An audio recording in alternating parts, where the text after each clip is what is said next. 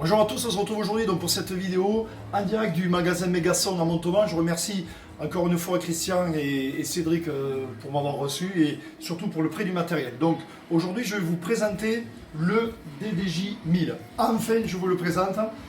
Oui, j'ai pas eu trop de temps ces derniers temps, mais bon, je vais vous présenter une espèce d'unboxing mais un peu différent. Donc, je vais bien sûr vous expliquer tout ce qu'il y a dans la boîte, mais aussi grâce au magasin Megason, vous faire la comparaison avec les autres matériels, notamment le XDJ RX2 et le SZ.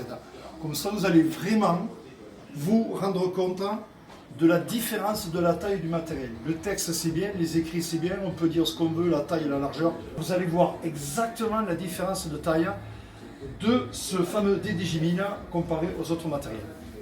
Voilà pour cette première vidéo. Évidemment, il y aura plusieurs vidéos. Voilà, donc on se retrouve tout de suite.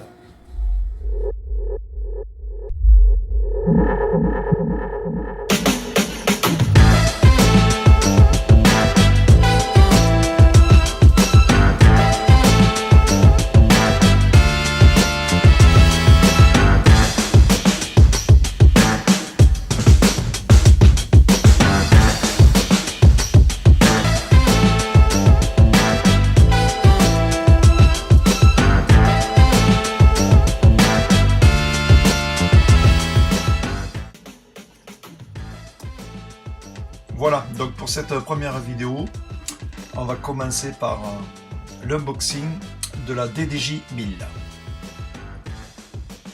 Allez, c'est parti. J'ouvre le carton. Donc qu'est-ce qu'on a à l'intérieur? Pour commencer, on a un petit sac avec les câbles. Au niveau des câbles, nous avons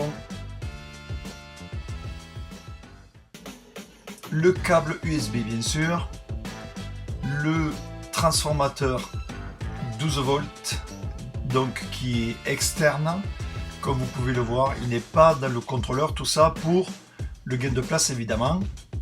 Nous avons ensuite le cordon d'alimentation bien sûr. Déjà première sacoche, donc transfo, cordon USB, cordon d'alimentation.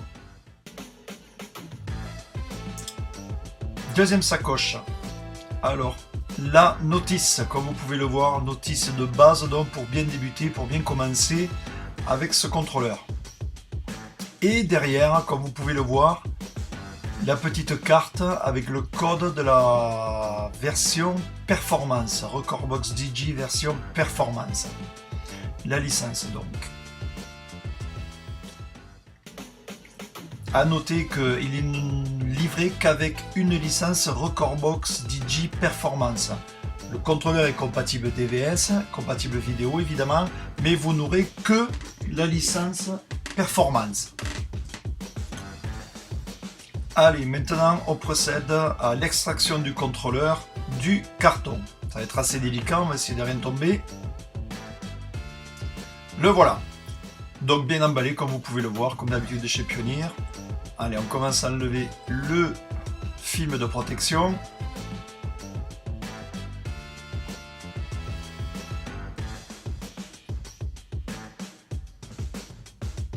Voilà le fameux contrôleur. Voilà donc le contrôleur avec le cordon USB, le cordon d'alimentation. Et voilà donc le transfo de 12 volts. Vous branchez bien sûr le cordon d'alimentation et vous le branchez donc en externe sur le contrôleur. Voilà donc tout pour ce qui est de l'unboxing. On va se retrouver de suite pour la première présentation, première vidéo donc où je vais vous présenter tout ce qui est dimension du contrôleur.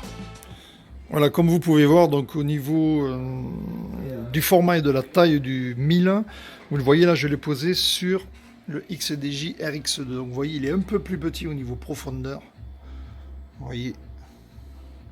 Au niveau largeur, il fait exactement la même taille. Regardez bien. Hop, on est vraiment ouais, quelque chose de près, quoi. Regardez, hop. Il est même un petit peu plus petit que le XDJ RX2.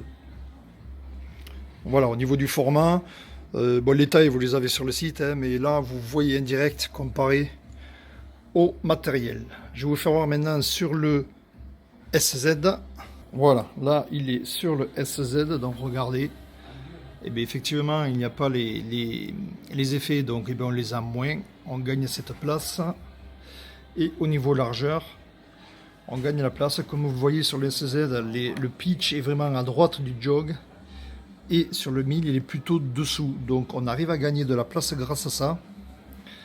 Donc voilà, SZ en bas, 1000 en haut.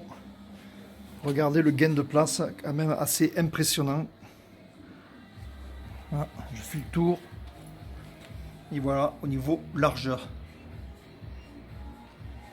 Voilà, donc vous voyez quand même un outil vraiment pour les DJ nomades disco mobile, c'est vraiment impressionnant. Plus petit, plus compact, plus de fonctions.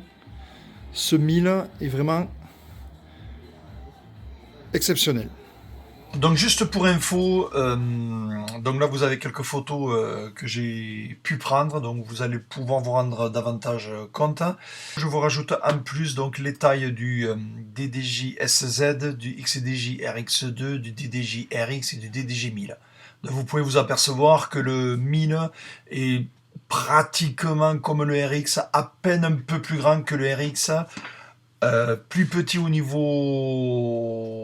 hauteur donc, et bon bien sûr beaucoup plus petit que le SZ. Voilà donc pour cette première vidéo sur le DDJ 1000, il y en aura plusieurs. J'ai réussi à me faire prêter un DDJ 1000, donc je vais pouvoir approfondir ce contrôleur. Vous allez tout savoir sur cet excellent contrôleur.